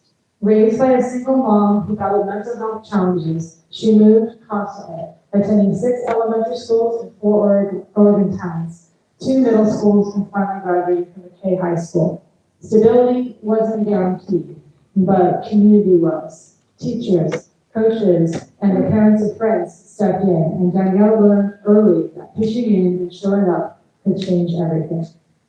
She's held every kind of job, baker, grocery bagger, budget analyst, small business consultant, and each one taught her the same lesson.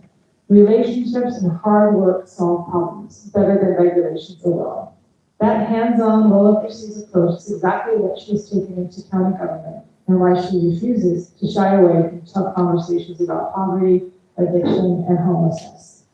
Now Danielle is running for governor. She got executive leadership, common sense, and real-life experience back to Salem. Danielle?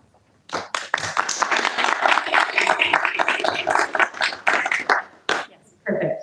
Thank you so much for having me. I'm sorry I'm at the end instead of the beginning. My calendar took me to Newport to the library where I was originally scheduled for this, and then we had to get up here. So the background does a pretty good job. Thank you for reading that. A couple of things I just want to dive into a little bit before I really get into some of the questions I heard here today. First of all, I want to say thank you to my sophomore year biology teacher who's sitting in the back row, who is now a resident of Lincoln County. Mr. Woods. So, yeah, he can tell you about education, and maybe educating me. And someday I'd love to know what that was like, because when I was in school, as this introduction shared, it was pretty tough for me. When actually halfway through my sophomore year, I ended up being homeless in my community in Salem. And it's not easy anytime to not have a home. It's less easy when you're a young person and you don't have parents and you don't have a home. And I can tell you that the challenges that I faced growing up, even when I was with my mom, taught me to be present, taught me to see what was in front of me, to understand people, to be patient, and also to be really fierce. I learned to advocate for myself early on. Showed up and registered myself for second grade, had my mom's birthday and social security number memorized so I could get that done. I'll tell you, being a governor isn't like my dream. In fact, being a county commissioner, when you have a functioning space with people who believe in your community, is the best job in government. However, we've not had an executive in the governor's office my whole life.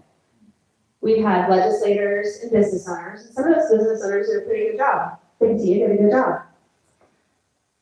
I worked on the 2022 campaigns on the Republican side.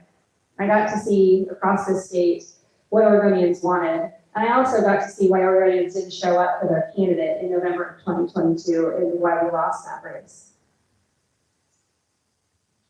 I'm not like any of the candidates that are running right now. I'm not going to back down from you if I disagree with you, and I'm going to stand up for everybody in this state, including the ones that are not on the Republican side of the aisle, because I believe in humanity and character, not partisan politics. I am a partisan commissioner in the fifth largest county in Oregon. It's a very purple county. One of the largest NAV populations in Oregon is in Marion County. I've been elected twice to serve the community there. It's equally urban and equally rural. I can talk about workforce development, how you can enhance workforce for your businesses in a tourism community. I can talk about workforce housing, not low-income housing. I can talk to you about the greatest issue you face here, which is infrastructure investment for growth and prosperity. The challenges of the tribes, which I grew up with. Spent a lot of time in South Lincoln County on the Siletz community with my mom, navigating that community. I don't run around talking about being Native because I haven't participated in that culture for some time for a lot of personal reasons, even though I've been out of it. I have close relationships with the tribes and understand the challenges that they face. In fact, today as a county commissioner, I'm working with the community of Siletz and the Siletz tribe on infrastructure investment for housing. I understand the system so uniquely because of the privilege that I have as being commissioner. Everything I've done is scalable to the governor's office. Just a brief civics lesson. There are three branches of government, right? The executive, the legislative, and the judicial. I'm in the executive branch right now. As a city and county commissioner, minus education, I do everything the governor does in the fifth largest economy in Oregon, and I do it really, really well. I also happen to torture myself running into politics the first time to be on the Salem Kaiser School Board, the second largest school district in the state. I had a front row seat pre-COVID and during COVID and post-COVID as to what Oregon Department of Education is doing to teachers and superintendents and school boards statewide. In 2021, when I got elected, I came in hard and fast into my seat because I don't want to be a politician forever. I want to enjoy my children and my grandchildren and the things that I've been able to accomplish in my life. But right now, I'm putting my family's life on hold and my own to take the things that I've done, to scale it up to the state and deliver it in every single county in Oregon, because I've already been doing that work. I served as the Association of Oregon Counties president it's a 5-year process, and led the recriminalization of hard drugs statewide from the county level. Measure 110 was overturned under my leadership. We've been able to fight back regulation and policy with me leading commissioners into the legislature because they are the most substantial body of governing entities in this state. There's more commissioners than there are legislators. And we have more authority in the statutes in this state than legislators. In fact, our job is service delivery, not just politics. I appreciate the candidates that are running. 2 months ago, one of the candidates that announced just a few weeks ago was working on my campaign for 8 months before he decided to run. I asked Christine for months if she was going to run. She couldn't make up her mind. I'm done with undecisive leaders. I want somebody that's going to show up in the room, the lion's den or the fire, and lead, to bring people together, to answer the questions. And you can go look me up. I am a very fierce, very direct, very competent person that shows up in all the places. I helped Otis in their recovery because Lincoln County is so small in its government and completely a dumpster fire with bureaucracy. I worked with Commissioner Jacobson to bring resources for those families to recover. While be it too long after the fire because of the incompetency at the state level, I leveraged my resources and my knowledge in my county and my leadership to help Lincoln County and Jackson County and Lincoln County and all the other counties, frankly, in 2020 that burned to the ground. I really want to answer your questions directly, one-on-one. I'm going to stay a little bit after for those of you that don't get a chance in the event that I run out of time. But I really, really want you to look into me. And then to reach out if you have something you want to challenge me on, because I will engage you on it. I'm not afraid of who I am and what I believe in, the work that I've done and the work that I can do. So thank you for having me here today. And thank you, by the way, for your service. You've been on a few Zoom calls when you were the sheriff. So Sheriff Clinton is my sheriff, loves this guy. And I'm thrilled that you're running for commissioner. I can help you, I would love to. Yeah. So does anyone have any questions? Yes, sir. I was just wondering, talking with the local tribal member here, and we got on the issue of the tribes catching a little more federal ground, which, would you be in favor of them taking over management or acquiring ownership of some more of our Forest Service ground? If it harvests trees and manages the environments, my answer is going to be yes, but I believe that we need to be able to manage our forests and our timber in the communities outside of tribes first. There's a lot of support that they receive already from the federal government that they could utilize differently, in my opinion. But am I going to keep them off the table and out of the pie? No, but I don't think they're first at the table. Right now, in my role as a commissioner, I'm leading commissioners statewide in partnership with the United States Forest Service and BLM to enter into stewardship agreements to harvest timber. Marion and Curry counties will be the first two counties within the next 18 months to secure those contracts and to start harvesting timber. There are several other counties. There's 17 timber counties in Oregon, actually, that I sit at the table with. We've already got our rights back on ONC lands, which is BLM timber, and we're working through harvesting that right now with Trump. And under his current partnership in this administration, we will be getting all those counties up and running on U.S. Forest Service land. Sure. Or are the distribution of the counties going to be the same with the new administration as it used to be traditionally? It is for ONC. But not, how about for straight?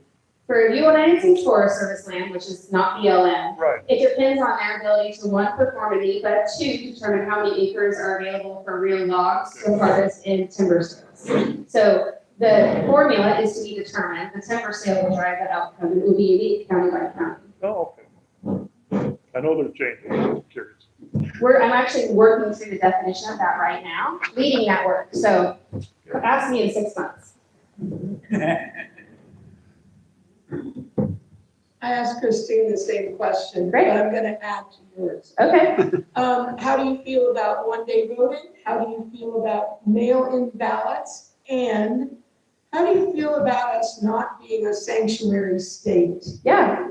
So I will just start backwards because I think it's the easiest one for me to say. I think that in Oregon or in any state in the United States, under the republic that we live in, voters should be able to decide on any type of major policy. We've never had a decision at the table as citizens on the sanctuary law. I'm going to do two things in that space. Come for the 2021 amendment to the sanctuary law first. I do not believe that we should protect criminals under any circumstances. We should definitely not protect criminals who are here illegally, who are living amongst their victims, continuing to victimize them. I believe that regardless of the outcome of this election, you'll see a referendum coming on that because I'm at the table on it. Good. The second thing is on sanctuary state, I believe that the voters should decide. And I, as governor, I will lead a referendum to bring forward the voters to decide if they want a sanctuary state or not and what that looks like. It should be very transparent, understood with efficient data. I can tell you that right now there's approximately 130 to 150,000 non-citizens in Oregon, and both of them live in my county. We're the largest producing ag economy in Oregon. And there's a reason for that. And we can get into the weeds on it, but at the end of the day, every federal administration since Reagan has changed the immigration process and keep moving the target having to hit it, especially if you don't understand the culture or the language. If you continue to keep people out when they are living in desperate situations, like any of us, you will find a way to survive. We need to work as a state with the federal administration to balance immigration nationally and have a constant system that works, not just for them, but also for agriculture. We have two permits in Oregon, and both of them are overly costly and overly burdensome for ag workers or ag owners to be able to bring workers here on a seasonal rotation.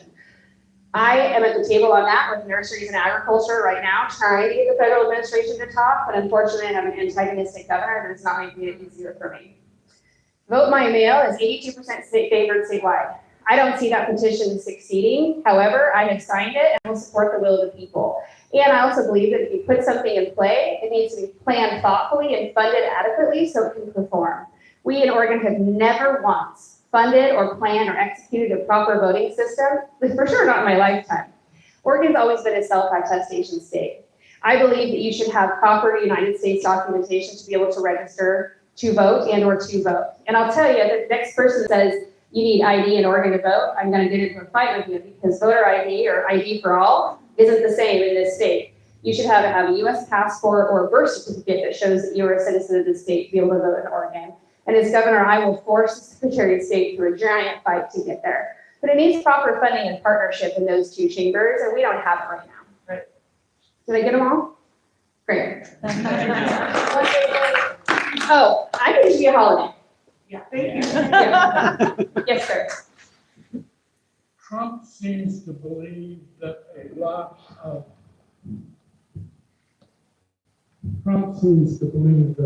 things that have been taken over by the federal government really belong with the states.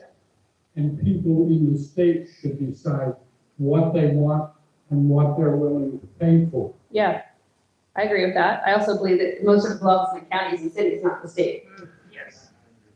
What would you do to further that? Well, I mean, As governor? I worked through the definition of that with him, obviously, and understand what the foundation of our successes in this state, which isn't a lot right now. I mean, we're starting from behind on every sector of need in Oregon for a long time. I believe government should be run from the bottom up. We collect taxes as county commissioner, I'm a tax collector. We tax everybody on property taxes, and we distribute it lots of ways. And obviously, the state collects income tax. There is no partnership between our system of government in Oregon to be able to right the balance of cost, need, and delivery. As governor, I will come in and I will bring those systems together, and we will design a system that's affordable community by community. There's lots of challenges in every single city and county across Oregon that are very different. In fact, there's a motto for the Association of Oregon Counties: when you've seen one county, you've seen one county, because they are not the same. This county is not the same on the north end or the south end, from the middle to the south, right? You are very different. You need to have a leader in the governor's office that understands the uniqueness of the culture, the geography, and the location that we're trying to serve, and then design services that can go into that. We should work ourselves out of all the crises that we have and put them on hiatus and then just thrive through life instead of just survive in the space we're in. There's like 11 different areas of policy that Trump is attacking as far as taxpayer base. Oregon has been a subsidized state in this country on the backs of many other red states for far too long, and they're pissed, which is why you see these changes. The 2011 legislature, as an example, oversubscribed Oregon to its share of Medicaid. That is wrong. You should never take more than what is offered to you or what is available to you and then expect somebody to shore it up from some other state. But we've been doing that for a long time. We've not been putting our share of that cost into that budget from our general fund because we haven't prioritized it, even though we've suggested the formula is the priority. I understand the system to be able to right that balance. The way we're going to do that by reducing the cost of government is by compressing it back into the local community and making commissioners and city councilors responsible for the jobs they're elected to do. We can reduce the size of state government considerably by pushing systems back into the communities. We've got water districts, school boards, all the things that you elect people to here. They're just dying to do their job. But we take it away from them at the state level because of greed and power and politics. And I'm going to smash that.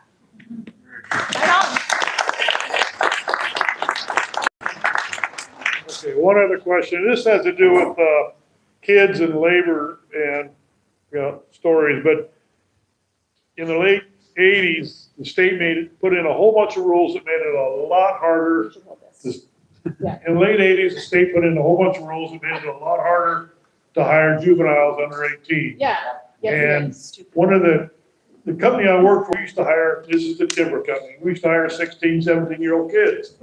And then Obama put it into that, but it got so bad that if I wanted them to run a vacuum cleaner, I had to write a report to OSHA how I would teach them safety rules so they could run that vacuum cleaner safely. Could you ask the question? What is your thoughts on that? Sorry. I got it. Yeah, I understand. So, workforce development is really important. The Bureau of Labor and Industries is actually in charge of over-regulation of minors in this state. And just recently, I did a study in my own community, Marion County, ag and non-ag industries, and how we get kids to work. In fact, I developed a program for my community. It's a youth wage program to help subsidize the cost of minimum wage for employers to hire kids with new skills. But through that, I found out that a 14-year-old in a restaurant cannot operate a microwave. I was like, I was surviving off a microwave at like 5 years old. I don't understand what that's about. So I started working into the Department of Bureau of Labor and Industries to try to figure out where these rules came from. And they're all rules, not statutes, which means somebody can go and say, that is stupid, let's get rid of that. It's also partnered with liability. So the insurance companies freak out these days because there's all this risk around youth because we don't really teach them anything as far as livable skills or essential skills in education or even in their homes because parents have stopped being responsible for the development of their children. We need to reform all of that, and we need to build a partnership at a table that brings insurance companies to that liability to reduce the risk and workforce development fully, and also this other agency that I don't think should exist called the Higher Education Coordinating Commission to figure out how we can reduce the regulatory burden and incentivize kids to come in to get jobs and employers to want to employ them. There is, I mean, a book's worth of crap to dig through, and if you want to read it, I'll send it to you. No, that's your job. It is my job. I'm actually navigating you right now as a commissioner. Any other questions? Yeah. Well, let me go to her first and then you. Earlier I asked a question about workforce housing development. Yeah. How do we go about getting it to happen? Yeah, so it depends on what your community wants, just to kind of be direct. If you want to be a tourism community, because that's kind of the foundation that you are, how do you get employees to come in that's not that churn you talked about? So when I was in high school, we had these career counselors that would help kids try to get jobs. I don't know what they do anymore besides behavioral health because we've lobbed on to the education system something that they're not educated to be. But we need to return access into schools to help kids connect to things. One of the things that I learned about back in high school was an opportunity in Jackson, Wyoming, which is most known Jackson Hole, Wyoming, because it's a resort tourism community. And you could apply for a job and you'd be housed there to work in the tourism system through those seasons. And the county in that state, in that particular community, organized the whole thing. There's an entire system available that they first had to invest in through taxation, and then it became sustainable by investment. I don't fully understand the investment piece, but it had to do with the churn from the chamber and the workforce system. And they would recruit people from all across the nation to come during those high peak seasons to have positions that they would fill. Because most of the people that live in Jackson Hole, Wyoming are like, you know, Heidi Klum and Steele and people that are never gonna work in your bar and they wanna visit your bar. And if you don't have families close enough to be able to drive in, and I know that obviously getting people to work is a big deal in general because we've really over-subsidized people sitting on the couch. That needs to be reversed. There's ways to go about it creatively, but your community has to decide what kind of a culture it wants. And then it has to have a partner through Business Oregon, which is the economic engine of this state, or it should be by statute. Right now, it's just a churn of taxpayer dollars and grant systems to help come and reform that with you. Not for you and not to you, but with you. And you can create very creative systems where people can come from all over the state or the country if you want to fill those employment positions. And then you can have, I would say, less burden on that churn, and the people that live in your community can be more sustainable in their jobs because there's not as much competition for them to be stolen from your neighborhood. If that makes sense. Oh, in the front.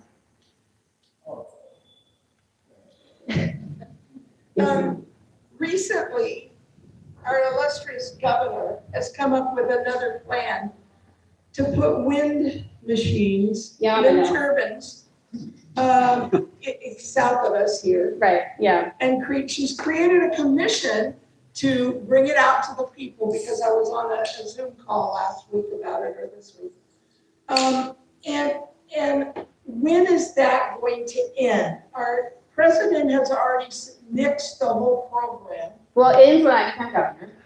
Yes. Just to be clear. And right now, Senator Rob Smith, who's the Coos County, Curry County, Douglas County Senator, actually generated legislation out of the short session that delays that process, even with the commission's findings, for so far out with the technology that doesn't exist that I don't know when a foreseeable start of time would occur. So he already created the gap. But now you need somebody to come in and just kill it through executive order. Yes, sir. That's the kind of topic.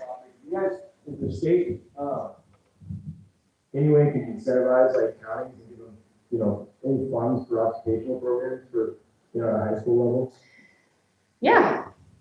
I mean, the short answer is yes, but. I went to Plymouth High School and we had a forestry program all over the school.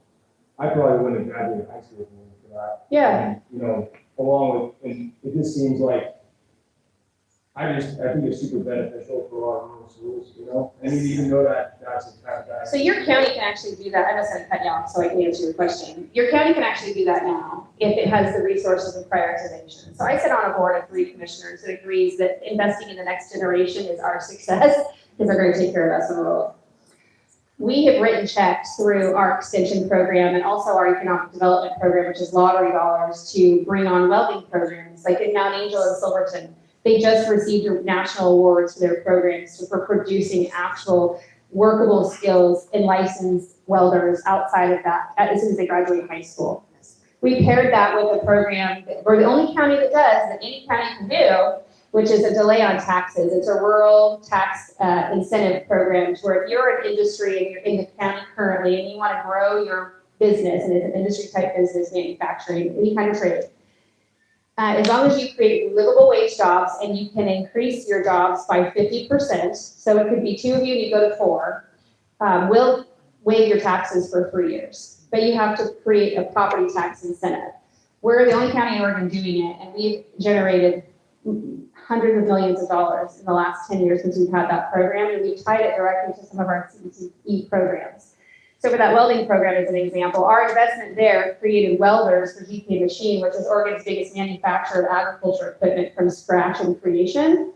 And we have a shortage of all kinds of trades across the state. These kids come out of 3 schools in Marion County, Cascade High School, Silverton High School, and Mount Angel High School, and can apply as soon as they certify, which can be done on graduation day if they're 18 years old, and walk in next day, hired, and get an $80,000 a year job.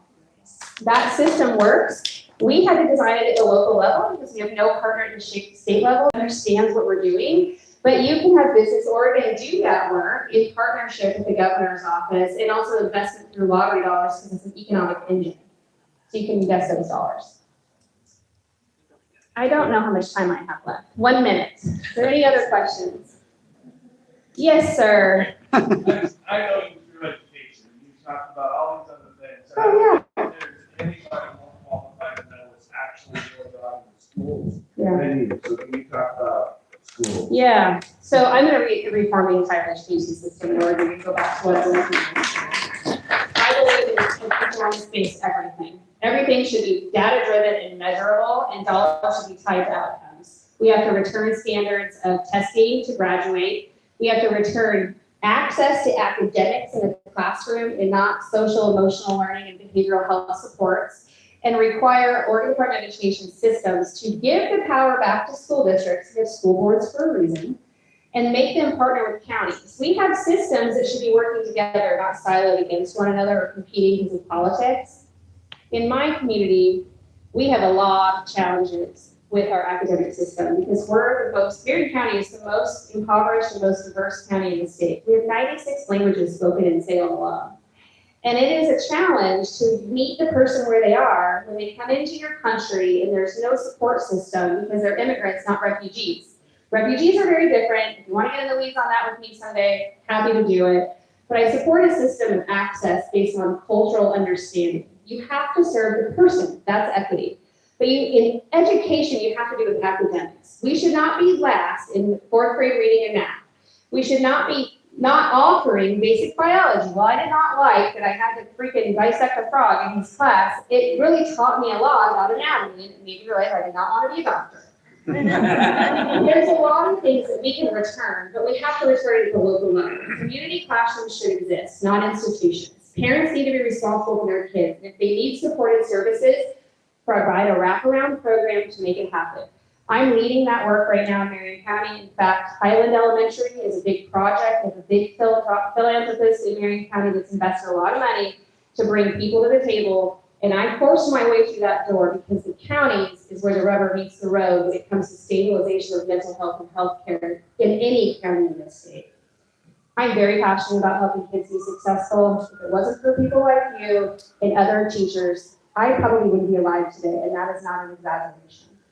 It matters. We need to stop forcing DEI and wokeism on our kids. And as Nicole said, and that kids will rise to the occasion. It doesn't matter if they speak English or not. They want to perform. They want to be seen and they want to be loved. And you can support that all day, any day, as long as they know how to read, write, and do math with the foundation of phonics. Thank you for having me.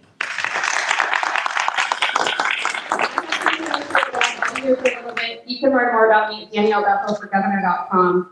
And I promise you, I am going to be the biggest fighter in this race. So let's get me across the finish line on May 19th, and I'll see Tina Kotek all the way to her losing. Thank you.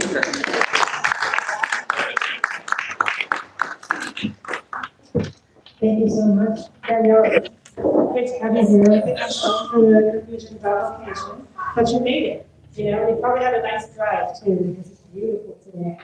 I want to just give another round of applause to our students. Thank you for taking your time to come and speak with us today. We're going to move on to our business meeting at this point. But before we forget, I asked to do that. The candidates are welcome to mingle for a minute. We do have some refreshments and snacks in the back of the room. Oh, and then something else is being flagged for me. We have our annual gun raffle, and we have a rifle.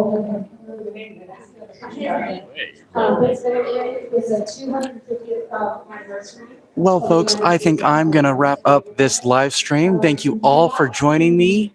It's been a very interesting experience sitting here and listening to all these commissioner candidates and governor candidates. AJ, Rebel with the Cause, and I will catch you all on the next one. See you there, folks.